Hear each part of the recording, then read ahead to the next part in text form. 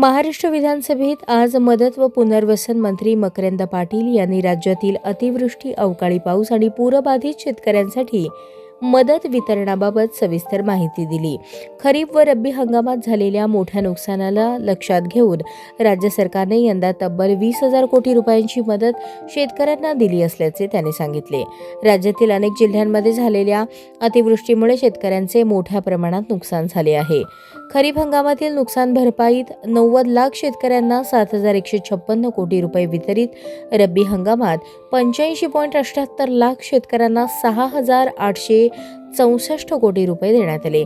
एकूण 14,000 कोटी रुपये डीबीटीद्वारे थेट शेतकऱ्यांच्या खात्यात जमा. ऑक्टोबर महिन्यात विशेषतः कोकणात झालेल्या अवकाळी पावसाची नुकसान भरपाई अद्याप सुरू नसून जानेवारी 2026 पासून ही रक्कम वितरित करण्याचा निर्णय घेतल्याचे मंत्री पाटील यांनी सांगितले. याशिवाय मनरेगा अंतर्गत प्रति हेक्टर 3 लाख रुपये देण्याचा निर्णय घेण्यात आला आहे. ई-केवायसीमुळे मदत वितरणात होणारा विलंब टाळण्यासाठी राज्य सरकारने ॲग्रीस्टॅक फार्मर आयडी स्वीकारला आहे. 75% पेक्षा जास्त शेतकऱ्यांची प्रक्रिया पूर्ण झाली असून उर्वरित कार्य जलद गतीने सुरू आहे.